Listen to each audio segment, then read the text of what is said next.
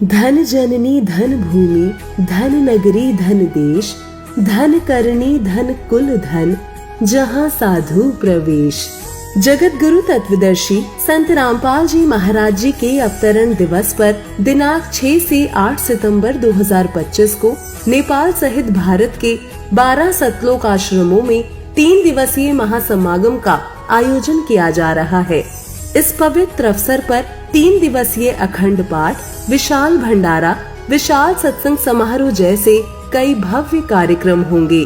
साथ ही नेत्र जांच शिविर और दंत चिकित्सा शिविर का भी आयोजन किया जा रहा है, जिसमें निशुल्क नेत्र जांच और दांतों का इलाज किया जाएगा, जिसमें आप सभी नगर व ग्राम वासियों को इस विशाल अद्वितीय भंडारे में सादर आमंत्रित किया जाता है। कृपया आप इस विशाल भंडारे व सत्संग में परिवार सहित पधार कर इस आयोजन की शोभा बढ़ाएं। इस दौरान आपकी सेवा में उपस्थित रहेंगे सर्व संगत सद्गुरु रामपाल जी महाराज। इस कार्यक्रम का सीधा प्रसारण सतलोक आश्रम श्री धनाना धाम तहसील गोहाना जिला सोनीपत हरियाणा से 8 सितंबर 2025 को सुबह 9:15 बजे से साधना टीवी चैनल और संत रामपाल जी महाराज यूट्यूब चैनल और स्पिरिचुअल लीडर संत रामपाल जी महाराज फेसबुक पेज पर भी देख सकते हैं।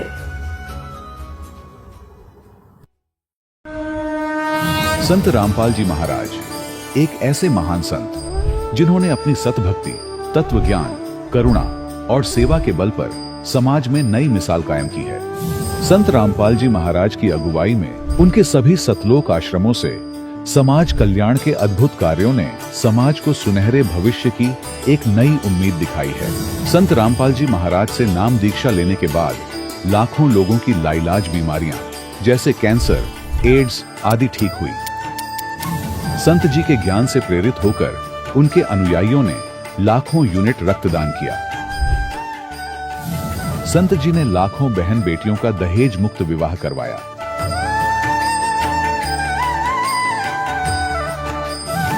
संत जी ने लाखों लोगों का नशा छुड़वाया, करोड़ों उजड़े परिवार बसे। संत जी के आश्रमों में समागम के दौरान निःशुल्क नेत्र चिकित्सा, दंत चिकित्सा प्रदान की जाती है। संत रामपाल जी महाराज द्वारा समय समय पर पर्यावरण संरक्षण के उद्देश्य से बड़े स्तर पर वृक्षारोपण किया जाता है। संत जी ने जरूरतमंदों को तत्काल राहत पहुंचाने के लिए एम्बुलेंस सेवा शुरू की। संत जी अपने अनुयायियों को देहदान के लिए प्रेरित करते हैं, जिससे मानवता की सेवा और चिकित्सा क्षेत्र में सुधार हो सके। संत रामपाल जी महाराज के सभी आश्रमों में हर रोज निशुल्क भंडारा आयोजित किया जाता है, जहां हर वर्ग, हर जाति और हर धर्म के लोग एक साथ बैठकर भोजन करते हैं।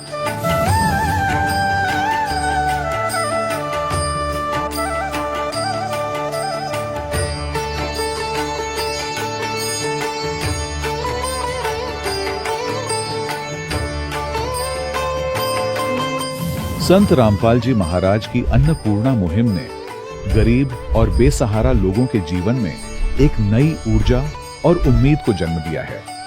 घर घर खाद्य सामग्री और जरूरी मदद पहुंचाकर संत रामपाल जी महाराज ने लोगों को दुख और मजबूरी से लड़ने की ताकत प्रदान की है।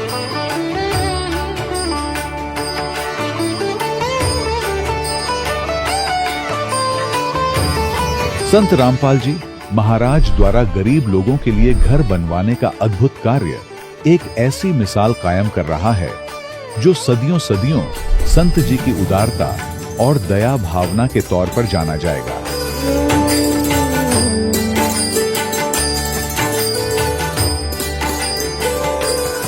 संत रामपाल जी महाराज के आश्रम में हजारों बुजुर्गों को सम्मान और प्यार के साथ जीवन जीने का अवसर मिलता है। उनके खाने, रहने और स्वास्थ्य की पूरी जिम्मेदारी संत रामपाल जी महाराज उठाते हैं। अनाथ बच्चों के लिए संत रामपाल जी महाराज के सभी आश्रम किसी वरदान से कम नहीं। यहाँ उन्हें शिक्षा, संस्कार और भविष्य के लिए बेहतर अवसर प्रदान किए जाते हैं। चाहे बाढ़ हो, भूकंप या महामारी, संत रामपाल जी महाराज और उनके अनुयायी हमेशा ही जरूरतमंदों के लिए सबसे आगे खड़े रहते हैं। कोविड महामारी के दौरान संत रामपाल जी महाराज के आश्रमों से करोड़ों लोगों के लिए भोजन, दवाइयां और जीवन रक्षक सामग्रियां उपलब्ध कराई गई। चाहे गरीब की मदद हो या किसी शोषित और पीड़ित वर्ग के हक और सम्मान की लड़ाई, संत रामपाल जी महाराज ने हमेशा ही उनकी दबी आवाज को सरकारों तक पहुंचाया है और उन्हें उचित न्याय दिलवाने में अहम भूमिका अदा की है। समाज में आध्यात्मिक और सामाजिक मूल्यों के प्रति जागरूकता लाने में संत रामपाल जी महाराज हर कदम पर मानवता के सच्चे सेवक साबित हुए हैं। संत रामपाल जी महाराज का जीवन हमें सिखाता है कि सच्ची सेवा वही है जो निस्वार्थ भाव से की जाए। आइए हम भी इस महान सेवा के कार्य में इस महान संत से जुड़ें और संत रामपाल जी महाराज से नाम दीक्षा लेकर अपने जीवन को धन्य बनाएं।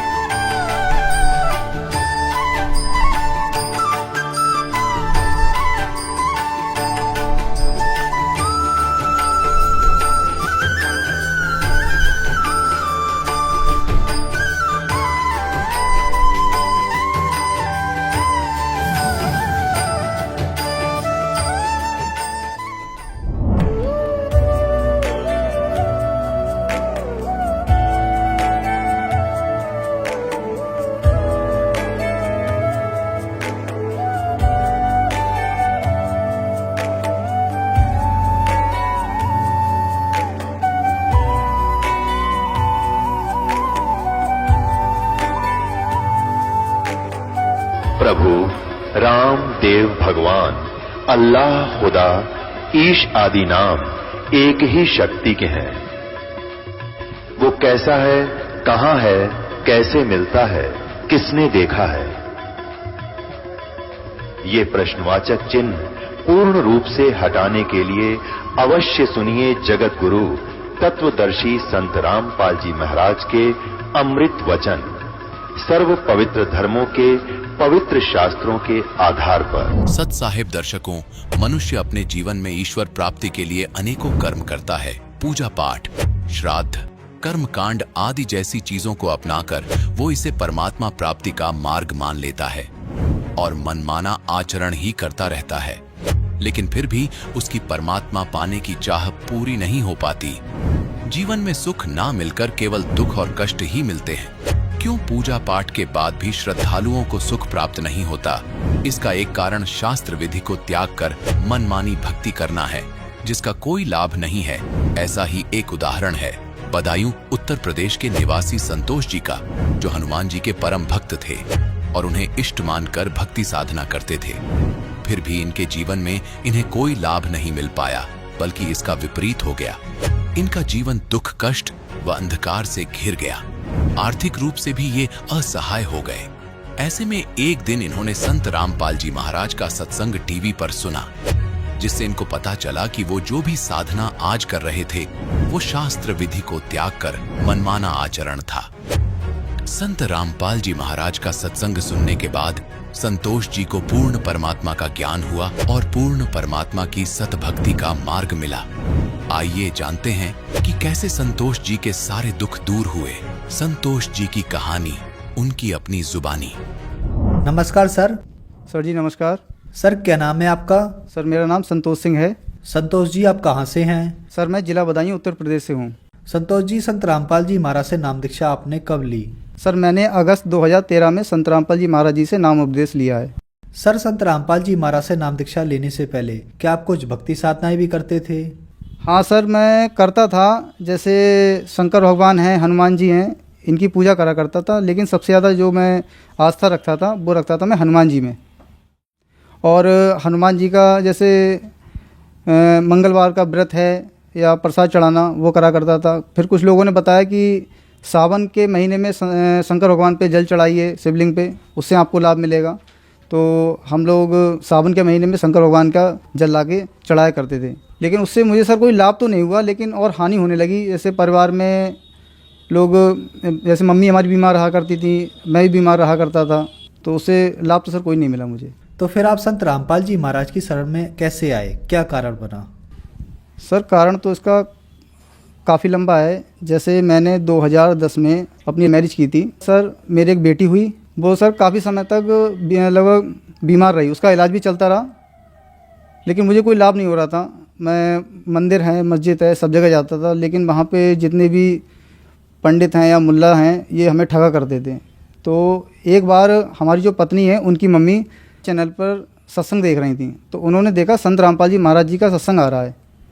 तो उन्होंने देखा कि संत रामपाल जी महाराज गीता के कुछ पृष्ठ खोल के दिखा रहे थे, जिस पे लिखा हुआ था कि रजोगुण सतोगुण तमोगुण की साधना करने वालों को राक्षस स्वभाव का धारण किया वो मनुष्यों में नीच, और भी वेद भी दिखा रहे थे। तो उन्होंने प्रोग्राम देखा, लगभग काफ़ी दिनों तक देखती रही। उन्होंने फिर हमारी पत्नी को बताया कि बेटी ऐसे एक संत रामपाल जी हैं हरियाणा में, उनका सत्संग आता है, लेकिन वो बताते हैं कि किताबों में ब्रह्मा विष्णु महेश नासवान हैं, और जितने भी धर्मगुरु हैं ये इन सभी की पूजा कराते हैं। तो उन्होंने मुझे बताया, मैं वैसे ही बहुत परेशान था, क्योंकि मैं एक छोटा सा काम करता था अखबार बेचने का, तो उससे मुझे कोई लाभ भी नहीं हो रहा था। फिर मैंने संत रामपाल जी महाराज जी का चैनल पर सत्संग देखा तो मुझे भी विश्वास नहीं हो रहा था कि संत रामपाल जी जो सत्संग दिखा रहे हैं या किताबें दिखा रहे हैं इसमें कि वास्तविक ये ज्ञान है या नहीं। तो मैं एक गीता प्रेस गोरखपुर से गीता लेके आया मार्केट से, उसे मैंने मिलान किया कि हाँ संत रामपाल जी जो टीवी पे दिखा रहे हैं पुस्तक क्या सही है गलत। तो मैंने उसका मिलान किया तो वो सही निकला। फिर मैंने अपनी वाइफ से कहा कि भाई ये संत रामपाल जी का जो ज्ञान है, ज्ञान तो सही है, तो ये लेकिन मुझे हरियाणा जाना होगा। सर मैंने जैसे यहाँ से बदायूं से अपने हरियाणा गया संत रामपाल जी महाराज जी के आश्रम में, और वहाँ जाने के बाद वहाँ की मैंने व्यवस्था देखी कि व्यवस्था कितनी अच्छी है। फिर वहाँ पे संत रामपाल जी महाराज के कुछ हमें वहाँ पे अनुयायी मिले, उनसे मैं मिलने के बाद उन्होंने मुझे कुछ नियम बताए कि संत रामपाल जी के नियम है जैसे पान पुड़िया सिगरेट दारू मीट मछली इसका सेवन नहीं करना है। तो मैंने कहा ठीक है कोई बात नहीं। फिर मैंने संत रामपाल जी महाराज जी से नाम उपदेश लिया। नाम उपदेश लेने के बाद फिर मैं अपने घर आया। घर पे मैंने बच्चों को बताया कि भाई वहाँ तो किसी प्रकार का कोई पैसा भी नहीं लेते हैं, और संत रामपाल जी जो नाम देते हैं बिल्कुल फ्री देते हैं। फिर मैंने बच्चों को भी जुड़वाया अपने 2014 में। संतोष जी, संत रामपाल जी महाराज से नाम दीक्षा लेने के बाद क्या आपको कुछ लाभ भी प्राप्त हुए? हाँ सर, मुझे लाभ बहुत हुए, क्योंकि मेरी जो आर्थिक स्थिति थी सर बहुत कमज़ोर थी। क्योंकि जिस पे दुख बीतता है ना सर वही जानता है कि कहते नहीं है, जब अपने किसी प्रकार का कोई दुख होता है तो वो दूसरों को नहीं बता सकता, और ना दूसरा कोई इंसान समझ सकता है। जैसे मेरी एक बेटी थी, तो उसका मैंने इलाज करवाया था। तो सर 5.5 महीने सर उसका इलाज चला, लेकिन उस पर कोई भी मेडिसिन काम नहीं कर रही थी। मैंने उस समय संत रामपाल जी से नाम नहीं ले रखा था, लेकिन उसका इलाज कराते कराते वो लेकिन ख़त्म हो गई। फिर मुझे देवी देवताओं पर विश्वास नहीं रहा। मैंने कि ऐसे भगवान कैसे हैं कि हम भक्ति भी करते हैं और हमें कोई लाभ भी नहीं मिलता है। फिर मुझे संत रामपाल जी के बारे में जब पता लगा, मैं संत रामपाल जी महाराज जी से नाम लिया। नाम लेने के बाद मेरी हल्के हल्के आर्थिक स्थिति ठीक हुई। जो मेरे पे कर्जा था उस कर्जे से मेरा उद्धार हुआ। घर में कोई आ जाता तो बैठने तक की व्यवस्था नहीं थी हमारे घर में। आज परमात्मा की दया से हमारे घर में सब कुछ है। अब पहले मैं सर मांस भी खाता था, दारू भी पीता था, सारे गलत काम करता था, और नंबर 2 का भी काम मैंने शुरू कर दिया धन इकट्ठा करने के लिए। लेकिन संत रामपाल जी के ज्ञान से पता लगा कि अगर हम चोरी करते हैं, मिलावट करते हैं, कोई भी गलत काम करते हैं तो उसका फल हमें भोगना पड़ेगा। मैंने सर संत रामपाल जी महाराज जी से नाम लेने के बाद जो भी नशा था या मांस वगैरह खाता था वो सारा मैंने छोड़ दिया। और अब नशा करना तो बहुत दूर है, अगर कोई पास में बैठ भी जाता है बीड़ी सिगरेट लेके तो उसे मना कर देते हैं, भाई ये मत पी, और इसको पीना भी नहीं चाहिए। सर जैसे मैं एक बार क्या हुआ, मैं जैसे प्राइवेट जॉब करता हूँ तो अपनी बाइक से मैं आ रहा था, एक शहर हमारे पास बरेली, वहाँ से आ रहा था। तो अचानक मेरे शाम के लिए गुर्दे में क्या था दर्द हुआ बहुत तेज़ी से। तो मैं समझा कि हो सकता है ये गैस का दर्द हो। तो मैंने बाइक रोके एक मेडिकल से एक इनो का पैकेट लिया, उसके लिए पिया। मैंने सोचा हो सकता है गैस ठीक हो जाए, लेकिन वो दर्द ठीक नहीं हुआ। फिर मैंने संत रामपाल जी महाराज जी से प्रार्थना की मन ही मन में कि हे संत रामपाल जी महाराज, आप सबके दुख दूर करते हो, क्या इस दास के नहीं कर सकते हो? तो मैंने इस तरीके से प्रार्थना की, मुझे फिर कुछ राहत मिली। राहत मिलने के बाद फिर मैं बाइक से अपने घर आया। घर आने के बाद मैंने बच्चों को बताया, अपनी वाइफ के लिए, कि मुझे ऐसा ऐसा दर्द हुआ। तो मेरी वाइफ ने कहा आप एक बार इसका चेकअप कराइए, मतलब ऐसा दर्द क्यों हुआ। तो मैं 2-3 दिन में ऐसी टाला टूली करता रहा, लेकिन फिर भी बच्चे नहीं माने, हमारी वाइफ। तो मैं अल्ट्रासाउंड कराने गया तो सर मेरे गुर्दे में 2.5 mm की पथरी पाई गई। तो डॉक्टर से मैंने कहा, तो डॉक्टर बोला कुछ नहीं, आप दवा करा लेना और ठीक हो जाओगे। फिर मैं घर पे आया। घर पे आने के बाद फिर मैंने संत रामपाल जी महाराज जी से प्रार्थना की कि हे बंदी छोड़ सदगुरु रामपाल जी महाराज, आप सभी के दुख दूर करते हो, क्या इस दास के नहीं कर सकते? कि मैं फिर क्या कहते रोने लगा। कुछ नहीं, फिर मैंने अमृत जल लिया। अमृत जल लेने के बाद और प्रणाम करके जैसे ही खड़ा हुआ, और फिर तब से आज तक लगभग मुझे 1.5-2 साल हो गई, मेरे ऐसे कोई दर्द नहीं है। फिलहाल मैं ठीक हूँ अब। सर मेरा एक जैसे बेटा है मेरा, इस समय लगभग 6 साल का है। जब उसका जन्म हुआ था तो सर उसके कूल्हे पे एक गांठ थी छोटी सी, तो हमने सोचा क्यों नहीं भी इसको डॉक्टर को दिखाया जाए। हमारी वाइफ ने कहा, तो मैंने कहा भाई देखो डॉक्टर को क्या दिखाओगे, सबसे बड़े डॉक्टर तो घर के संत रामपाल जी महाराज जी हैं, वो सबके दुख दूर करते हैं, क्या हमारे नहीं करेंगे। तो हमने संत रामपाल जी महाराज जी से प्रार्थना लगवाई। प्रार्थना लगवाने के बाद संत रामपाल जी महाराज जी ने कहा कि भगवान पे विश्वास रखिए और भक्ति करते रहिए, परमात्मा दया करेंगे। तो सर आज बच्चा मेरा लगभग 6 साल का है और उसे कोई भी तकलीफ़ नहीं है। सर एक बार की बात बता रहा हूँ, मेरा बच्चा जब लगभग 1.5 साल का था तो गर्मियों का दिन था, वो बेड पे लेटा हुआ था और मैं अपने काम से बाहर गया हुआ था। तो पंखा चलते चलते अचानक बंद हो गया। तो मेरी पत्नी ने मुझे फ़ोन किया, भाई आज ये पंखा नहीं चल रहा है, बच्चा बहुत परेशान हो रहा है गर्मी में। तो मैं ठीक है, मैं बाहर हूँ, मैं शाम को लौटूंगा। शाम को आया तो मैं मिस्त्री को लेके आया, मैंने पंखा नहीं चल रहा है, तो सीढ़ी लगा के पंखा देखा तो पंखा ठीक था। जब उसने पंखा उतारा तो देखा कि जिस पे पंखा टंगा होता है वो बोल्ट कटा हुआ था। तो मैंने अपनी पत्नी से कहा कि पंखा ख़राब नहीं है, ये संत रामपाल जी महाराज जी की दया है, अगर आज ये पंखा बच्चे के ऊपर गिर जाता तो बच्चा आज ही ख़त्म हो जाता ये। तो वो एक तो हमें ये लाभ हुआ संत रामपाल जी महाराज से कि हमारा बच्चा बच गया। सर संत रामपाल जी महाराज से नाम दीक्षा लेने के बाद आपको बहुत सारे लाभ प्राप्त हुए। आपने शुरू में बताया कि संत रामपाल जी महाराज से नाम दीक्षा लेने से पहले आप देवी देवताओं की पूजा करते थे, तो क्या संत रामपाल जी महाराज से नाम दीक्षा लेने के बाद अभी भी आप देवी देवताओं की पूजा करते हैं?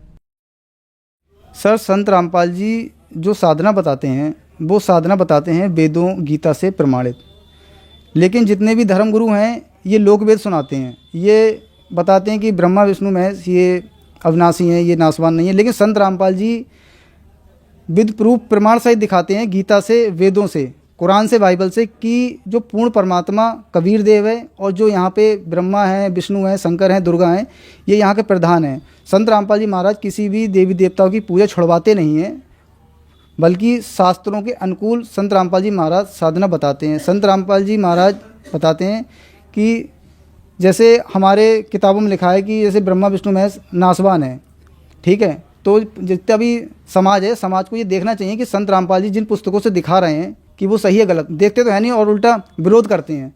विरोध इसलिए करते हैं क्योंकि जितने भी विश्व में धर्मगुरु हैं इनकी आज दुकानें बंद हो रही हैं कि संत रामपाल जी का महाराज का अगर ज्ञान विश्व में फैल गया तो इनकी रोजी रोटी बंद हो जाएगी। सर जो श्रद्धालु आज आपको टीवी पर देख रहे हैं, आप उनके लिए क्या संदेश देना चाहेंगे?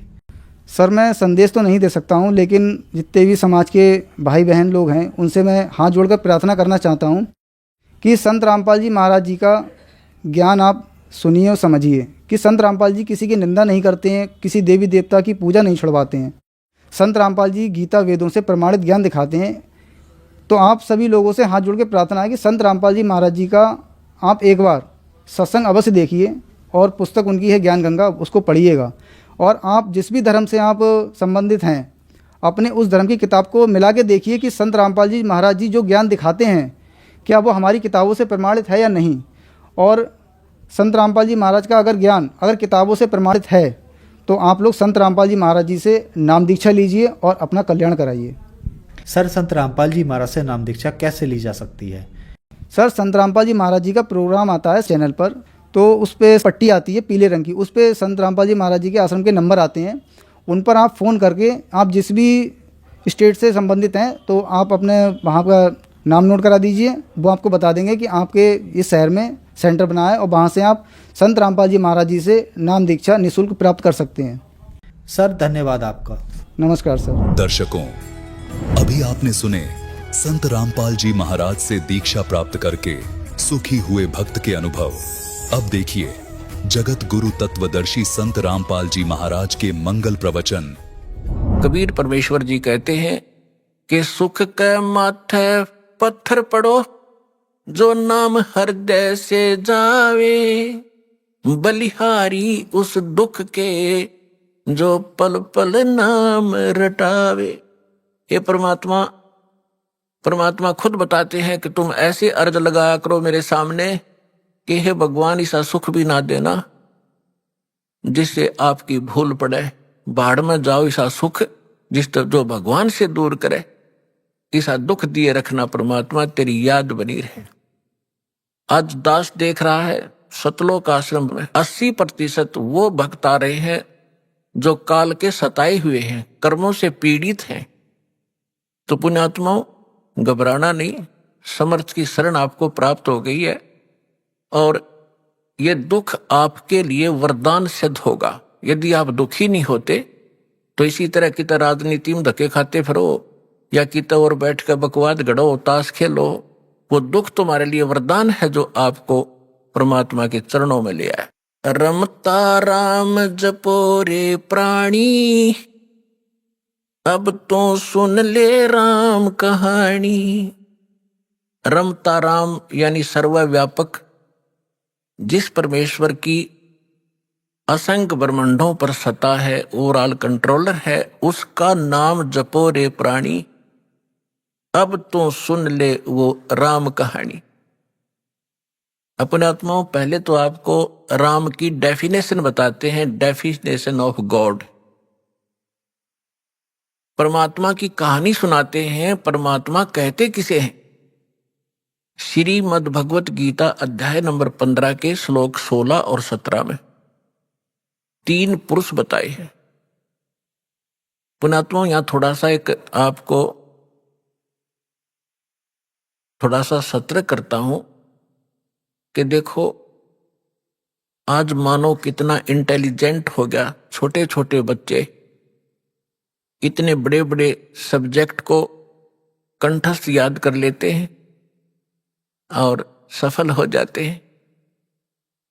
इसी प्रकार आप विद्यार्थी हैं इस अध्यात्म मार्ग के, तो इसमें आप जी ने परमात्मा के इन सदग्रंथों को ध्यान से सुनना है और इनको थोड़े से दिन में आपका याद हो जाएंगे ये, जिस कारण से आप विचलित नहीं होगे। इसलिए आपको ये कथाएं सुनाई जाती हैं, रह रह कर उन सदग्रंथों के वो श्लोक और अध्याय बताए जाते हैं ताकि आप याद रखो और भी कोई पूछे उसको भक्त को बता सको। फिर वो जाकर के अपने पास रखी हुई उन पुस्तकों को देखेगा कि इस भक्त ने जो श्लोक और मंत्र बताए हैं ये सही है कि गलत। जब वो अपने सदग्रंथों में देखेगा तो दौड़ा दौड़ा फिर वो सतलोक आश्रम में आ जाएगा। इसलिए दास आपको रह रह कर ये रेफरेंस याद दिलाता है, और जब पूरे विश्व में ये यथार्थ ज्ञान फैल जाएगा फिर केवल आपको भगवान की चर्चा सुनाया करेंगे। अब तो जब तक ये एग्जाम्पल उदाहरण नहीं दिए जाएंगे तो आप समझ ही नहीं सकते कि सचमुच कबीर इज गॉड। हम अभी तक तो उनको परमात्मा मान रहे थे जो परमात्मा नहीं थे। परमात्मा की डेफिनेशन बताता हूं। श्रीमद् भगवत गीता अध्याय नंबर 15 के श्लोक 16 और 17 में 3 पुरुष बताए हैं, एक सरपुरुष एक अक्षर पुरुष। गीता अध्याय नंबर 15 के श्लोक 16 में 2 पुरुषों का वर्णन है और इनके विषय में यह भी कहा है कि दोनों पुरुष माने प्रभु, स्वामी। अब स्वामी साहब जिसे कहते हैं, जैसे हम कहते हैं तहसीलदार साहब, डीएम साहब, कमिश्नर साहब, मंत्री साहब, मुख्यमंत्री साहब, प्रधानमंत्री साहब, राष्ट्रपति साहब, ये सभी साहब हैं, सभी स्वामी हैं, ये मालिक हैं, लेकिन अपने अपने अक्षेत्र के। तो इनमें कंप्लीट जो साहब है वो कौन है? राष्ट्रपति, और सेकंड नंबर फिर प्रधानमंत्री। इसी प्रकार सरपुरुष ये ब्रह्म है, ज्योत निरंजन, ज्योत स्वरूपी निरंजन ये काल है। ये केवल 21 ब्रह्मांड का स्वामी है, मालिक है, साहब है, राम है। राम कहो, साहब कहो, गॉड कहो, अल्लाह कहो, रब कहो, खुदा कहो, ये उस परमात्मा के ही पर्यायवाची भाषा भिन्न नाम है। इन दोनों के विषय में कहा 15वें अध्याय के 16वें श्लोक में श्रीमद् भगवत गीता में कि सरपुरुष और अक्षर पुरुष इस पृथ्वी वाले लोक में ये 2 पुरुष हैं, और इनके अंतर्गत जितने प्राणी आते हैं 21 ब्रह्मांड तो है ब्रह्म के, और 7 शंख ब्रह्मांड, नील, पद्म, शंख, ये काउंटिंग है गणित रीति से। 7 शंख ब्रह्मांड का स्वामी है अक्षर पुरुष, वैसे अक्षर का अर्थ होता है अविनाशी, लेकिन ये अविनाशी नहीं है, ये चिरस्थायी है, और इसलिए इसको भी अविनाशी कहा गया है। ये वास्तव में अविनाशी नहीं है, क्योंकि इससे अगले मंत्र में 17वें मंत्र में गीता जी में वो स्पष्ट हो जाता है। इसमें क्या बताया कि सरपुरुष और अक्षर पुरुष तथा इनके अंतर्गत जितने प्राणी शरीरधारी हैं ये सभी नाशवान हैं, इंक्लूडिंग सरपुरुष और अक्षर पुरुष। फिर बताया है लेकिन जीवात्मा किसी की नहीं मरती। फिर गीता अध्याय नंबर 15 के श्लोक 17 में कहा है कि उत्तम पुरुष है तू अन्य, उत्तम पुरुष है तू अन्य। उत्तम माने श्रेष्ठ, पुरुष माने परमात्मा। वो श्रेष्ठ परमात्मा तो इन ऊपर वालों से कोई भिन्न है, और परमात्मा इति उदाहरते, जिसको परमात्मा कहा जाता उस परमात्मा, वैसे परमात्मा शब्द श्रेष्ठ आत्मा को कहते हैं। तो परमात्मा वो है जो केवल सुख देता है, दुख नहीं देता। बाकी हम अन्य को भी परमात्मा मान बैठे, जैसे सरपुरुष काल को भी हम परमात्मा कहा करते, ब्रह्म को। ये परमात्मा नहीं है। जिस लोक में आप रह रहे हो ये लोक परमात्मा का नहीं हो सकता। किसी का बेटा मर गया, किसी की बेटी मर गई, किसी की कैंसर होगी, किसी की टांग कट गई, किसी के हाथ कट गए, कोई अन्य रोग से पीड़ित है, हाहाकार मचा हुआ है, एक्सीडेंट में मर जाते हैं, फ्लड आ जाती है, अक्षेत्र का क्षेत्र तबाह हो जाता है। यह परमात्मा का लोक नहीं हो सकता। और अक्षर पुरुष के लोक में भी यही स्थिति है। वहां भी जन्म और मृत्यु, इसी प्रकार के रोग कष्ट दुख सभी विद्यमान है। केवल एक सतलोक है, परम अक्षर ब्रह्म, उस उत्तम पुरुष का वो स्थान सतलोक है जहां दुख नाम की वस्तु नहीं, वहां मृत्यु नहीं, वृद्ध अवस्था नहीं, और किसी चीज का अभाव नहीं। वहां कोई काम नहीं करना पड़ता आपको, कोई टेंशन नहीं, क्योंकि भरा भंडार भगवान का। अब जैसे ये सतलोक आश्रम, ये मिनी सतलोक समझ लेना, उसकी रिहर्सल है, उसका एक सैंपल समझो। ये जैसे आप जी यहां आते हो, यहां आपको कोई टेंशन नहीं, खाने की, रुकने की, नहाने और धोने की। और सारा दिन आप तो 1 हफ्ता रुकते हो, 4 दिन रुकते हो, 10 दिन रुकते हो, बना बना भोजन मिलता है, बिछे बिछाए मैट मिलते हैं, ऊपर पंखे चल रहे होते हैं, नहाओ धो भगवान का भजन करो, चाहे 10 दिन रुको, आपको कोई टेंशन ही नहीं। और ये सतलोक के अंदर ये सुविधा उपलब्ध है। ये काल का लोक है, यहां भी हम इतनी सुविधा नहीं उपलब्ध करा सकते परमात्मा के बच्चों को। फिर भी हमारा जितना सामर्थ्य है कोशिश खूब करते हैं, क्योंकि सतलोक आश्रम में आम आत्मा नहीं आ सकती, परमात्मा की विशेष लाडली आत्मा ही पहुंच पाती है। भले ही वो दुखी है चाहे सुखी है, फिर यहाँ सुखी करेगा उनको। इसलिए हम संभव कोशिश करते हैं इनको कोई कष्ट ना हो। हम तो दास हैं उस परम पिता के, और आप उस भगवान के समर्थ के बच्चे, आपके लिए हम फिर भी संभव कोशिश करते हैं जितनी हमारा सामर्थ्य है कि किसी प्रकार का इनको कोई कष्ट ना हो। तो कहने का तात्पर्य है कि जितना समय आप यहां बिताओगे, ये आपका समय और ही तरह का होता है। यहां से जाते ही आप देखना, आश्रम से निकलते ही आपको कितनी टेंशन घेर लेती है, वो करना है, वो करना है, वहां जाना है, उसे लेना, उसे देना, उसने ऐसे कर दिया। तो हम जब से सतलोक से निकले, हमारे साथ या बीमारी उसी समय से लगी हुई। अब हमने वही जाना है जहां कोई अभाव नहीं, वहां फलदार सदाबहार वृक्ष हैं, सदाबहार मेवे हैं।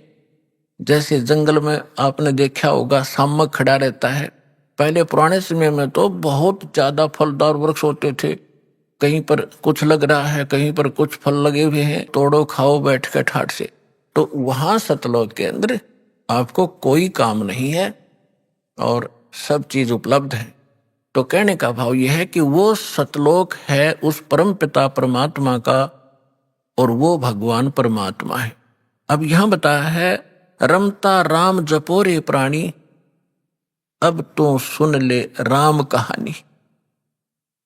अब हम राम शब्द से कहां हम अपने दिमाग की सुई ले जाते थे, श्री रामचंद्र जी सन ऑफ राजा दशरथ, अयोध्या का राजा। हम जब राम शब्द हमारे हृदय में आता था, हमारे धर्म गुरुओं ने हमें ऐसा गलत फीड कर दिया था कि राम नाम आते ही वो धनुष बाण लिए हुए श्री रामचंद्र दिखाई देते थे। देखो, अब राम समझना है हमने, राम की डेफिनेशन समझनी। अभी आपको बताया था कि जैसे तहसीलदार भी साहब है, कमिश्नर भी साहब है, ये सभी साहब हैं, मंत्री, मुख्यमंत्री, प्रधानमंत्री, राष्ट्रपति, सारे साहब हैं, लेकिन ये अपने अपने सत्र के साहब हैं। और इनमें जो समर्थ साहब है वो राष्ट्रपति, प्रधानमंत्री जी हैं।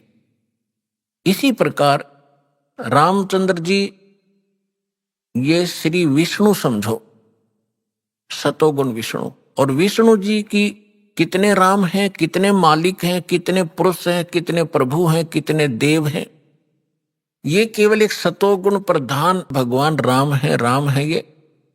और केवल एक ब्रह्मांड के अंदर 3 लोकों के ऊपर इस विभाग के मंत्री हैं ये।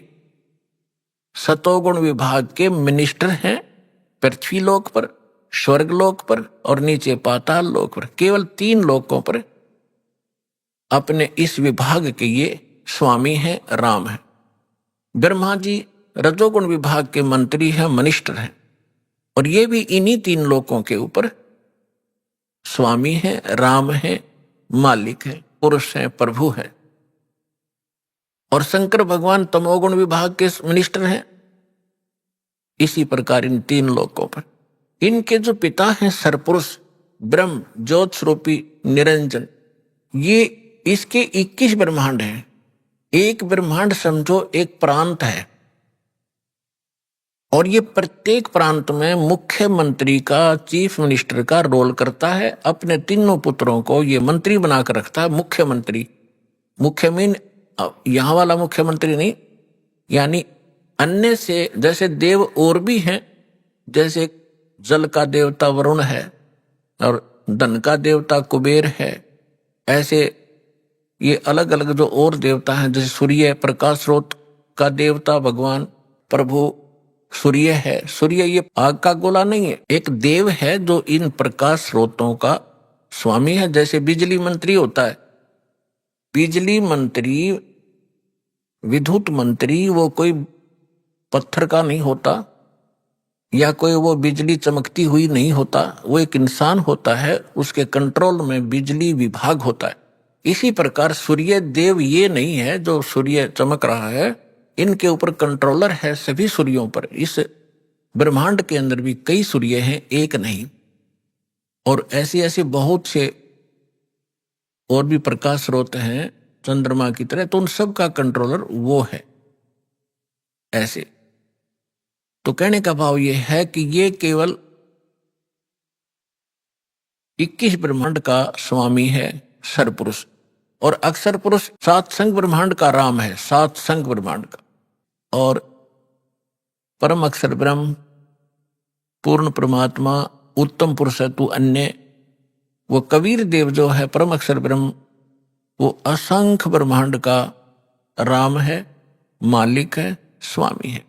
तो अब क्या बताते हैं, रमता राम जपो रे प्राणी, अब तो सुन ले राम कहानी। कच्छ मच्छ कूरम ना होते, धौल धरनी नहीं ध्यानी। चंद सूरज 2 दीपक ना थे पवन और पानी। भाई कच्छ मच्छ ये कूरम ना होते, धौल धरनी नहीं ध्यानी। चंद सूरज 2 दीपक ना नहीं थे पवन और पानी। ब्रह्मा विष्णु महेश नहीं होते, नहीं लक्ष्मी नहीं गौरज रानी। सावत्री नहीं सनकादिक तब होते अलख बिनानी। पुणात्मा दास जी अभी आपको बताया था कि परमात्मा अच्छी आत्माओं को मिलते हैं, ये उनका विधान है। और वो सतलोक में रहता है, वहां से गति करके आते हैं, अच्छी आत्माओं को मिलते हैं और अपनी महिमा को, आप ही अपनी अमृतवाणी से बोल बोल कर ऊंचे स्वर में कविताओं के माध्यम से, दोहों के माध्यम से, शब्दावली के माध्यम से एक कवि की तरह आचरण करते हुए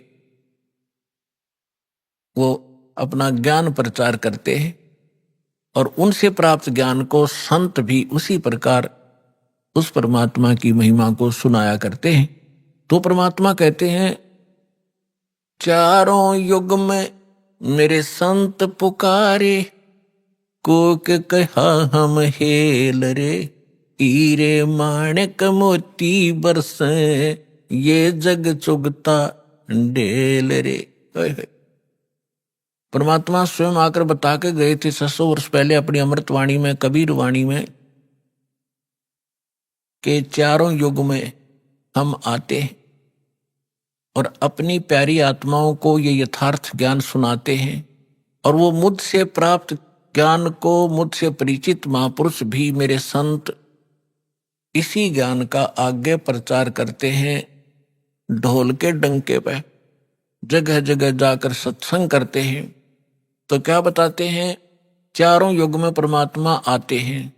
सतयुग में सत सुकृत कह टेरा, त्रेता नाम मुनिंदर मेरा, द्वापर में करुणा में कहाया, कलयुग नाम कबीर धराया। चारों युग में मेरे संत पुकारे, कोक कहा हम हेल रे, हीरे माणिक मोती बरसे, यो जग चुगता ढेल रे।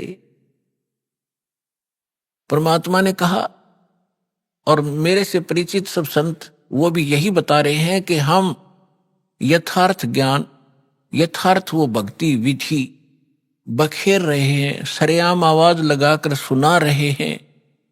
आप हमारे इस ज्ञान को ना सुनकर जो हम सत साधना रूपी और सत ज्ञान रूपी हीरे और मोती आपके ऊपर बरसा रहे हैं, आपके सामने डाल रहे हैं, आप ठुकरा कर चल देते हो और आप आन उपासना करते हो अन्य देवताओं की, जो शास्त्र विधि को त्याग कर मनमाना आचरण है, जिसके विषय में श्रीमद् भगवत गीता अध्याय नंबर 16 के श्लोक 23 और 24 में कहा गया है कि शास्त्र विधि को त्याग कर जो मनमाना आचरण करते हैं अर्जुन, उनको न तो कोई सुख होता है, न उनकी सिद्धि होती है और न ही उसको कोई गति होती है। व्यर्थ, यूजलेस। इससे तेरे लिए अर्जुन कर्तव्य और अकर्तव्य की व्यवस्था में कौन सी साधना करनी चाहिए, कौन सी भक्ति करनी चाहिए और ना करनी चाहिए, उसमें सदग्रंथ ही प्रमाण मानना, किसी के लोक वेद पर, दंत कथा पर विश्वास मत करना। तो कबीर परमेश्वर जी कहा करते थे कि तुम्हारे जितने धर्म गुरु हैं ये गलत ज्ञान प्रचार कर रहे हैं, तुम्हें सत्य भक्ति नहीं बता पा रहे हैं, और हम सत्य भक्ति बता रहे हैं, तुम इनको ठुकरा करके वो साधना कर रहे हो जो ना तुम्हें सुख दे कर सकती है, ना भविष्य में आने वाले आपदाओं को नहीं टाल सकती है। आपके प्रारब्ध में, आपकी किस्मत में जो लिखा है आपका कष्ट, उसका निवारण नहीं कर सकते। तो वो आप डड़े ढो रहे हो, कंकर पत्थर इकट्ठे कर रहे हो, उनको हीरे और मोती जान के, वो तुम्हारी भारी भूल है। इन कंकर और पत्थरों को जब आप आगे जाकर ले जाओगे सिर पर रख कर, और जहां इनकी कीमत लगेगी, तब आपको पता चलेगा कि तुम पत्थर उठा लाए, कंकर उठा लाए, लाल हाथ लगा नहीं। तो क्या बताते हैं, चारों युग में मेरे संत पुकारे, कोक कहा हम हेल रे, हीरे माणिक मोती बरसे, ये जग चुगता ढेल रे। कि हम सत साधना, सत भक्ति रूपी हीरे मोती आपके ऊपर बरसा रहे हैं और आप फिर भी कंकर पत्थर यानी आन उपासना करने में लगे हुए हो, उन देवी देवताओं की पूजा करते हो जो तुम्हें कभी सुख नहीं दे सकते। वो स्वयं सुखी नहीं, उनका अस्थायी समय सबका सब नाशवान है। फिर पकड़ थिर रही है, समर्थ की शरण गह कर ही आप सुखी हो सकते हो। समर्थ का शरणाग हो, रंग होरी हो, वाई कदे न हो ए काज राम, रंग होरी हो। कहते समर्थ की शरण पकड़ो, ग्रहण करो, फिर कभी भी आपके ऊपर कोई आपदा नहीं आवेगी, यदि आप मर्यादा में रहोगे। पर भी लेन जात है दुनिया, हमरा ज्ञान किने ना सुनिया। परमात्मा कितने दुखी होकर कहते हैं कि तुम पर भी लेन जाते हो, वहां पर कहीं पर कोई कुंभ का मेला लग जाता है उस जोड़ में, तालाब में, जिसमें गधे भी ना नहावे, बड़े पानी भी ना पिए, और उसमें तुम नहाकर कल्याण समझते हो अपना। तुमसे पहले वहां मछलियां, मेंढक सभी विद्वान रहते हैं, उनका मोक्ष नहीं होता। अपने सदग्रंथों का आधार मान और संत महापुरुष जिनको भगवान मिले उनकी वाणी को आधार मानकर साधना कीजिए, तभी सफलता होगी। तो भगवान कहा करते कि पर भी लेन जात है दुनिया, और हमरा ज्ञान किन्हें ना सुनिए। तो यहां क्या बताना चाहते हैं भाई, कच्छ मच्छ कूरंब ना होते, दौल धरणी नहीं ध्यानी, ये चंद सूरज दो दीपक न थे, नहीं थे पवन और पानी। ब्रह्मा विष्णु महेश न होते, नहीं लक्ष्मी गौरज रानी, सावतरी नहीं सनकादिक तब होते अलख बिनानी। अब आदरणीय गरीबदास साहिब जी कह रहे हैं परमात्मा से प्राप्त उस यथार्थ ज्ञान के आधार से कि पहले, सबसे पहले कुछ भी नहीं था, केवल एक परमात्मा था। और यही हमारे वेद बताते हैं, और यही वो महापुरुष बताते हैं, और यही परमात्मा स्वयं आकर ज्ञान देते हैं। हम ही अलख अला हैं कुतुब गोस और पीरे, गरीबदास खालिक धनी हमरा नाम कबीरे। ए स्वामी सृष्टा में सृष्टि हमार तीरे, दास गरीब अधर बसों अवगत सत्य कबीर। परमात्मा ने स्वयं भी अपनी महिमा बताने की चेष्टा की, पर हम बालक इतने हैं, हम परमात्मा को पहचान नहीं सके, क्योंकि हम बाल बुद्धि बना दिए इन अज्ञानी संतों, महंतों, मंडलेश्वरों ने, गुरुओं ने। अपने आत्माओं, सबसे पहले भगवान ने आपको शिक्षित किया और फिर इस ज्ञान को आप तक पहुंचाया। अब जितने भी आप यहां आए हो किसी भी धर्म मजहब से, सबसे पहले आपने ये ज्ञान सुना होगा तो बहुत बुरा लगा था, और आज आपको कैसा लग रहा है कि हे भगवान, अगर पृथ्वी पर ज्ञान है तो ये है ना, सब अज्ञान भरा पड़ा है। तो काल ने इतना ज्ञान ठुकवा दिया हमारे परमात्मा के बच्चों में कि ज्ञान से दूर भाग रहे, विरोध कर जाते हैं, अपना जीवन नाश कर लेते हैं। लेकिन इसलिए परमात्मा ने आपको शिक्षित बनाया। आज बूढ़े से लेकर बालक तक सबको अक्षर ज्ञान है। अगर मान ले कोई बुजुर्ग रह भी रहा कि तक कोण में ना पढ़ जाओ, तो उसके पोता पोती और उसके बेटे सारे शिक्षित तो बैठ कर समझाओगे कि नहीं पिताजी ऐसे है, ये सही लिखा है, इसमें गीता से हमने मिला लिया, तो भी मान जाएगा। तो इसलिए मालिक ने यह समय सिलेक्ट किया था कि जब बिचली पीढ़ी आवेगी और कलयुग 5505 बीत जाएगा, तब इस ज्ञान का हम ढोल के डंके पर प्रचार करेंगे और सब बच्चे मेरी शरण में आएंगे, सबका मोक्ष होगा। पूरे विश्व के बच्चे परमात्मा के ही बच्चे हैं, चाहे कोई हिंदू है, मुसलमान है, सिख है, ईसाई है, हम एक पिता के बच्चे। हम अपनी गलती से अलग अलग हो गए, हमें ज्ञान ठीक ना मिलने से हम भिन्न भिन्न हो गए। परमात्मा का आदेश है कि इस ज्ञान को सुनकर सब फिर एक होंगे और सबका मोक्ष होगा।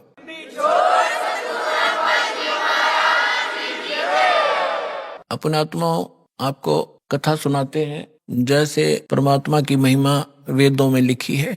और वैसे तो पूरा विश्व वेदों के ज्ञान को नकारा नहीं करते, केवल एक पंथ है और उस पंथ की जो ब्रांचें हैं वो ही अपनी मंदबुद्धि के कारण ये कहते हैं कि हम वेदों और गीता को नहीं मानते।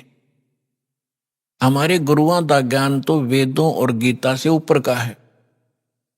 जब दास ने उस पंथ के यानी राधा स्वामी पंथ के प्रवर्तक श्री शिवदयाल जी महाराज, आगरा के रहने वाले, जो जिसे राधा स्वामी पंथ चला बताते हैं, जो इनका प्रमुख है, उसका ज्ञान पढ़ा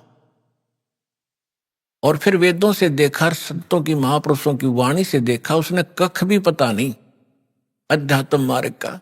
और उसके अनुयायी नु कहते हम तो वेदों को और गीता को नहीं मानते, हमारा ज्ञान तो इससे ऊपर का है। उसकी झलक आपको कई बार दिखा रखी है, फिर दिखाऊंगा। उन्हें सतनाम का पता नहीं, सतलोक का पता नहीं वो कैसा है और वहां क्या सतिथि है, खाक है उनके पास ज्ञान। और इनमें से राधा स्वामी पंथ से ही कौन से पंथ निकले हैं? धन धन सतगुरु सच्चा सौदा सिरसा और जगमाल वाली, और दनौद के अंदर ताराचंद, जय गुरुदेव मथुरा में, ठाकुर जी एक हुए हैं वो राधा स्वामी के ही, और दिल्ली के अंदर सावन कृपाल मिशन, और भी नरे बहुत गने इनके पंथ। ये सारे समझो उसी कुएं का जल है जिसमें खारा पानी है, यो जल है, ये समझो। यानी उनका ज्ञान गलत है। विश्व में कोई भी किसी भी मजहब का आदमी वेदों और गीता को नकारता नहीं, सब मानते। विशेषकर हिंदू धर्म तो मानता ही मानता है। तो दास आप ये समझाना चाहेगा कि जब वेदों में जो ज्ञान लिखा है, परमात्मा कैसा है, कहाँ रहता है, कौन है, कैसे मिलता है, तो फिर कम से कम हिंदू समाज ने पढ़े लिखे हो, एजुकेटेड हो, कोई बालक नहीं बतेरे दिन बहका लिया न हमारे को, तो आपने तो मानना ही पड़ेगा कि जो वेदों में परमात्मा की डेफिनेशन लिखी है, परमात्मा की महिमा लिखी है, उसकी परिभाषा लिखी है, वो सत्य है। तो वो किसके ऊपर खरी उतरती है? बस 2 मिनट में फैसला हो जाएगा। Who is God?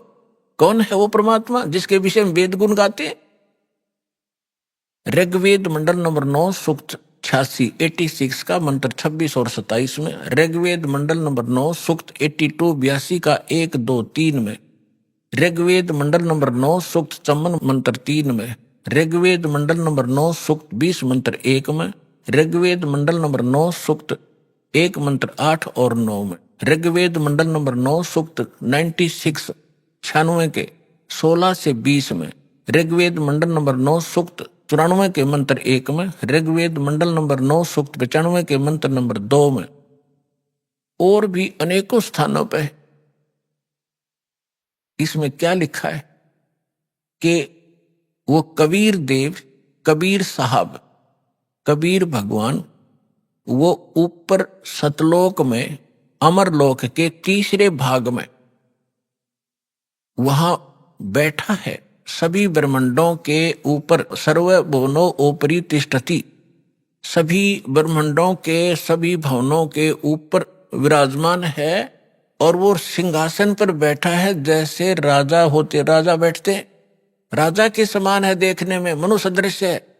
और वहां से गति करके आता है। अच्छी आत्मा जो नेक दृढ़ भक्त होते हैं उनको मिलता है, उनको तत्व ज्ञान से परिचित कराता है। और वो परमात्मा एक कवियों की तरह आचरण करता हुआ एक प्रसिद्ध कवि की भी उपाधि प्राप्त करता है, और स्थान स्थान पर जाकर ऊंचे स्वर में गरज गरज कर अपनी वाणी को स्वयं ही कहीं खड़ा होकर के बोलने लग जाता है, और अपनी महिमा की वाणी को लोकोक्तियों के माध्यम से, दोहों के माध्यम से, शब्दों के माध्यम से, वाणी के माध्यम से वो बोल बोल कर गा के सुनाता है, जिस कारण से एक प्रसिद्ध कवियों में से भी एक प्रसिद्ध कवि कहलाता है। लेकिन वो भगवान होता है, वो समर्थ होता है। तो ये क्वालिटी किसके अंदर है? ये तो वेदों ने बताया। और फिर के भगवान मनुष्य सदृश है, वहां से चलकर आया, तख्त पर बैठा है, सिंहासन पर बैठा है, और जिन महापुरुषों के दास ने नाम गिनाए, एक बार फिर नाम गिनाता हूं, क्योंकि ऐसे महापुरुषों के बार बार नाम लेने से भी हमारी आत्मा शुद्ध होती है। आदरणीय ध्रुवदास साहिब जी, आदरणीय मुल्कदास साहिब जी, आदरणीय नानक देव साहिब जी, आदरणीय दादू साहिब जी, आदरणीय गरीबदास साहिब जी, गांव छुड़ानी, जिला जज्जर, हरियाणा वाले, आदरणीय गीसा दास साहिब जी, आदरणीय स्वामी रामानंद जी, काशी वाले। अपनात्मा दास जिन महापुरुषों के नाम गिना रहा है, आप ये ना समझना कि जहां ये रहा करते वहां बड़ी भक्ति होगी, वहां कख नहीं किसी के पास। कई भक्त इस भूल में धक्के खान चले गए, वहां कोई छुड़ानी चला गया, और उनका जब देखा हाल फिर आया वापस। तो पुण्यात्मा, क्योंकि हम पहले या भटक चुके हो, अब बार बार ना भटकना, इसलिए दास आपको आगाह करता है। ये संत महापुरुष खड़े हुए, लेकिन वो भी उस महापुरुषों के इस ज्ञान से परिचित नहीं है। अभी आपने सुने संत रामपाल जी महाराज के मंगल प्रवचन। आइए अब सुनते हैं संत रामपाल जी महाराज से नाम दीक्षा लेकर सतभक्ति करके अद्भुत लाभ प्राप्त करने वाले अनुयायी के विचार। दर्शकों, कभी कभी इंसान की जिंदगी ऐसे मोड़ पर आकर खड़ी हो जाती है जहां से हर रास्ता उसे अंधेरे की ओर ले जाता है। चाहे वह कितनी भी पूजा कर ले, कितने भी व्रत उपवास रख ले, लेकिन फिर भी उसके दुख कम ही नहीं होते हैं। दर्शकों, ऐसी ही कहानी थी कुरुक्षेत्र हरियाणा की रहने वाली हिना जी की। हिना जी बचपन से ही सभी देवी देवताओं की पूजा पाठ किया करती थी, मंदिरों में जाती थी और हर नवरात्रि में माता दुर्गा जी के व्रत भी रखती थी। लेकिन फिर भी ना तो इन्हें कभी सुख मिला और ना ही चैन। शादी के 3 साल बाद तक भी इन्हें संतान का सुख प्राप्त नहीं हो पाया। उनके पति भारी कर्ज में डूब गए, जिस वजह से हिना जी के मन में आत्महत्या के ख्याल आने लगे। लेकिन दर्शकों, आज हिना जी का कहना है कि जब से मैंने संत रामपाल जी महाराज की शरण ग्रहण की है, तब से मेरी पूरी जिंदगी बदल गई है। आज मैं और मेरा पूरा परिवार शारीरिक और मानसिक रूप से सुखी है। दर्शकों, आखिर संत रामपाल जी महाराज जी ने हिना जी को ऐसी कौन सी जड़ी बूटी दे दी जिससे उनके सारे दुख तकलीफ समाप्त हो गई? आखिर इसके पीछे की सच्चाई क्या है? आइए सुनते हैं हिना जी की कहानी, उन्हीं की जुबानी। बहन जी नमस्कार। सर साहिब जी। क्या नाम है जी आपका? हिना। हिना जी, कहाँ से आए हैं आप? मैं शाहबाद डिस्ट्रिक्ट कुरुक्षेत्र से आई हूँ। संत रामपाल जी महाराज से नाम दीक्षा लेने से पहले आप क्या भक्ति साधनाएं करते थे? संत रामपाल जी महाराज जी से भक्ति लेने से पहले हम सभी देवी देवताओं की भक्ति किया करते थे। जैसे कि बचपन से ही मैं मंदिर में रहती थी, तो मतलब वहाँ पे हम, जैसे शिव जी का मंदिर था तो हम वहाँ पे पूजा करते थे, पूरी आराधना करते थे, सभी को इष्ट रूप में मानते थे, देवी की भी पूजा करते थे, नवरात्रे रखते थे और अखंड जोत जलाया करते थे। तो जैसे आम समाज सब साधनाएं करता है, भक्ति करता है, कृष्ण जी को लड्डू गोपाल के रूप में 8 साल मैंने रखा अपने पास, तो ये सब भक्ति साधना मैं किया करती थी। लेकिन इन सब भक्ति साधना को करते करते आज तक मेरी जिंदगी के अंदर कोई भी सुख नहीं आया। हिना जी, जैसा कि आपने बताया कि हिंदू धर्म में प्रचलित आप सभी साधनाएं कर रहे थे, जब आप हिंदू धर्म में प्रचलित सभी साधनाएं कर ही रहे थे तो फिर संत रामपाल जी महाराज से नाम दीक्षा क्यों ली? सर, मैं भक्ति साधना करती तो थी, देवी देवताओं की करती थी, दुर्गा को पूजती थी, कृष्ण जी को लड्डू गोपाल के रूप में 8 साल तक मैंने रखा, तो पर उनसे मुझे कभी भी लाभ नहीं मिला। मेरी ज़िंदगी में मतलब बहुत ज़्यादा उतार चढ़ाव आए। हमारे घर में जैसे मेरी नानी जी थे, वो इतने साल से मैं उनको छोटी सी बचपन से ही देखती आई थी कि मेरी नानी जी जो थे वो शंकर जी की सवेरे 3 बजे 4 बजे उठ के मंदिर की पूरी सफाई करनी, उन्होंने सारा मतलब मंदिर पूरा धोना, उन्होंने अच्छे से पूजा करनी उनकी। लेकिन फिर भी उनके साथ क्या हुआ कि वो 14 साल उनको पैरालाइज हो गया और वो 14 साल बेड पे पड़ी रहीं। और हम लोगों ने फिर उनका मतलब किया ये सारा कुछ, जो बेड पे वो पड़ी हुई थी, वो अपने आप लैट्रिन बाथरूम नहीं जा सकती थी। मतलब इस साधना को करके हमें बहुत ज़्यादा परेशानियों का सामना करना पड़ा। लेकिन जब से मैं संत रामपाल जी की इस भक्ति में मार्ग में जुड़ी हूँ तो मुझे सुख ही सुख मिले हैं मालिक की दया से, क्योंकि सच्चा रास्ता पता चला है कि सद्भक्ति क्या है, सच्ची भक्ति क्या है। संत रामपाल जी महाराज से नाम दीक्षा लेने के बाद आपको क्या लाभ मिले? सर, छोटे मोटे लाभ तो बहुत ज़्यादा हैं, रोज ही कोई ना कोई लाभ मिलता रहता है परमात्मा की दया से, सदगुरु रामपाल जी महाराज जी की दया से, बताई उनकी भक्ति के अनुसार। तो लेकिन मोटे मोटे लाभ मैं आपको बता दूं कि मैं 3 साल हो गए थे मेरी शादी को, पर मुझे बेबी ही नहीं था। तो मैंने जैसे ही 15 फरवरी 2020 को संत रामपाल जी महाराज जी से नाम दीक्षा ली, उसके 1 महीने बाद ही मैं दंडवतम कर रही थी, तो मैं परमात्मा मुझे दिखे, संत रामपाल जी महाराज, बंदी छोड़ सदगुरु रामपाल जी महाराज, वो मुझे दिखे और वाइट कुर्ते पजामे में थे और उन्होंने मुझे आशीर्वाद दिया और मुझे आभास कराया कि मतलब मेरे जो गर्भ में मेरे को परमात्मा ने बच्चे का सुख दिया है। तो मैं 15-20 दिन बाद ही जब मैंने अपने मतलब भगत जी से, अपने पति से बात करी, चर्चा करी इस बारे में, तो उन्होंने कहा कोई बात नहीं, देखेंगे। तो फिर जब मतलब उन्होंने फिर मेरे मतलब चेकअप वगैरह हुआ जैसे कि मेरा, तो मेरी रिपोर्ट पॉजिटिव आई और मुझे परमात्मा ने बच्चे की दया करी और आज मेरे पास 2.5 साल का बच्चा है, वो बेटा है मेरे पास आज। तो परमात्मा ने, संत रामपाल जी महाराज जी ने मुझे बच्चे की दया करी। और तो और भगत जी मतलब रोज ना रोज कोई ना कोई लाभ तो होते रहते हैं और हमारे ऊपर बहुत ज़्यादा कर्जा था। तो मतलब मेरे जो पति हैं उनके ऊपर बहुत ज़्यादा कर्जा था, तो उन्होंने अपना बिजनेस खड़ा किया था तो नाम लेने से पहले की बात है, तो उनको काफ़ी ज़्यादा लॉस हुआ उसके अंदर, तो उनके ऊपर बहुत ज़्यादा कर्जा हो गया। तो बैंक से भी उन्होंने लोन वगैरह लिए हुए थे। तो मतलब सदगुरु रामपाल जी महाराज जी के द्वारा जो बताई गई भक्ति है, इसको करा मैंने। फिर उन्होंने भी 1 साल बाद नाम दीक्षा ले ली, तो उनका मतलब धीरे धीरे कर्जा उनका ख़त्म होता चला गया। और जो बैंक का जो कर्जा था, जो स्टैंडिंग था, तो वो सदगुरु रामपाल जी महाराज जी की दया से बिल्कुल नील हो गया। जब हमें पता चला, यहाँ तक कि उन्होंने हमारे को बैंक वालों ने फ़ोन किया और कहा कि हम आपके घर आ रहे हैं और आपको मतलब हम आपके घर से सारा सामान उठा के ले जाएंगे। तो मतलब मैं और मेरे पति दोनों, मैं तो परेशान नहीं हुई क्योंकि मुझे पूरा विश्वास था। और मेरे भगत जी को बस, मेरे पति को बस कुछ ही समय हुआ था संत रामपाल जी महाराज की शरण में आए हुए, तो उनका विश्वास अभी थोड़ा डगमगा रहा था कि मतलब ऐसा कैसे हो सकता है कि हाँ भी ये मतलब सब कुछ सही हो जाएगा। और मैं उनको कह भी रही थी कि ऐसा कुछ भी नहीं होगा, आप परेशान ना हो, हमारे साथ संत रामपाल जी महाराज की बताई गई सच्ची साधना है, भक्ति है जो हम करते हैं, और परमात्मा का साथ है, कबीर परमात्मा का साथ है हमारे साथ, तो हमारे साथ ऐसा नहीं हो सकता। लेकिन फिर भी वो परेशान हो गए और उन्होंने मेरे को कहा कि तू कहीं चली जा, अगर कोई यहाँ पे कोई आएगा तो यहाँ पे कोई नहीं मिलेगा, उनको हमारा कोई सामान नहीं लेके जा पाएगा। तो मतलब बल्कि मेरे जेठ वगैरह से भी उन्होंने बातचीत करी, नीचे ही रहते हैं हमारे पोर्शन में, तो उनसे भी बातचीत करी। वो कह रहे कोई बात नहीं, तुम लोग घर से चले जाओ और हम यहाँ पे संभाल लेंगे पीछे से अगर कोई आया तो। लेकिन सदगुरु रामपाल जी महाराज जी की दया से हमारे घर पे कोई नहीं आया। और मैं रोती हुई घर से आई थी कि परमात्मा, मैं आपके यहाँ शरण में आ रही हूँ और मेरे ऊपर ऐसा कष्ट आया, परमात्मा इस परेशानी को दूर करना।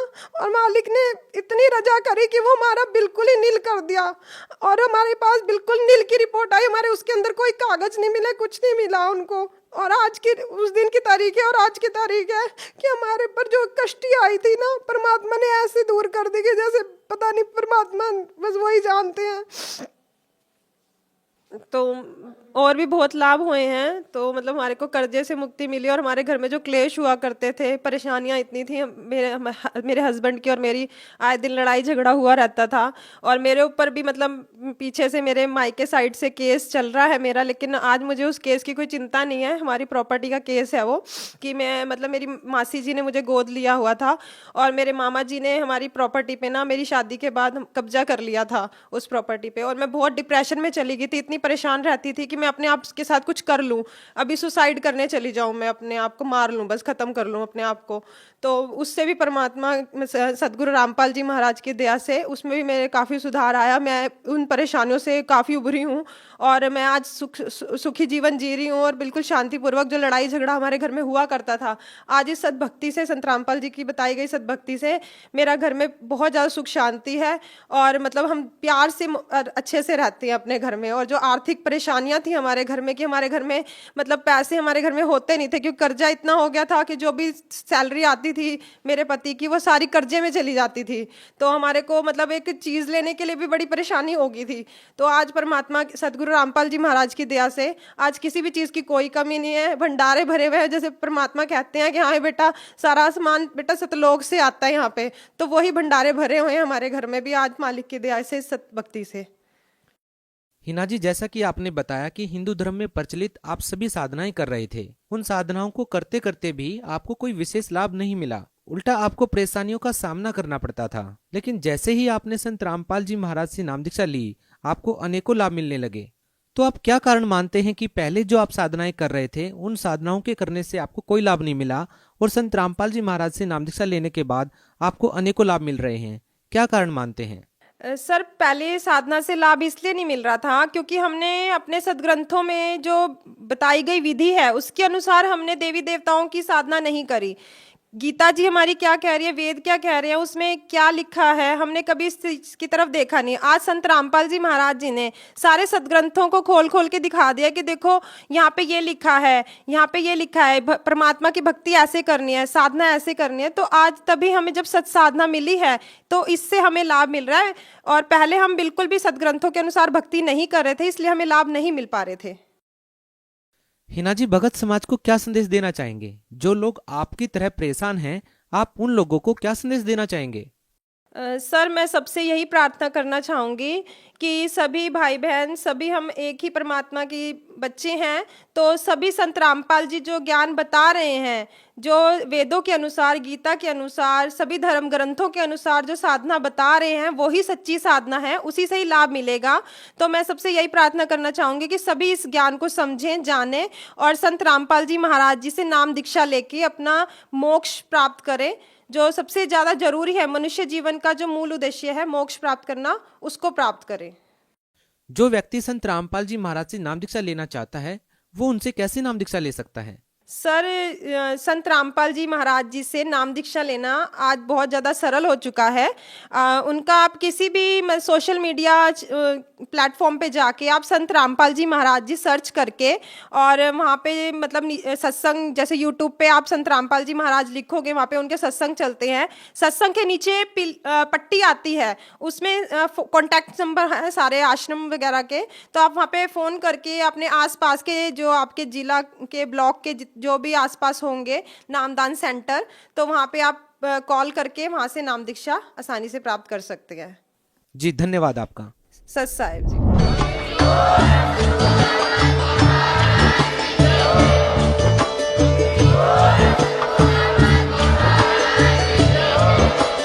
आप सुन रहे थे जगत गुरु तत्वदर्शी संत रामपाल जी महाराज जी के मंगल प्रवचन। अधिक जानकारी के लिए विजिट कीजिए हमारी वेबसाइट www.jagatgururampalji.org। संत रामपाल जी महाराज जी के शुभ आशीर्वाद से पूरे विश्व भर में 500 से भी ज्यादा नाम दीक्षा केंद्र हैं, जिन पर संत रामपाल जी महाराज जी द्वारा ऑनलाइन निशुल्क नाम दीक्षा दी जा रही है। अपने नजदीकी नाम दीक्षा केंद्र का पता करने के लिए संपर्क करें 8222880541।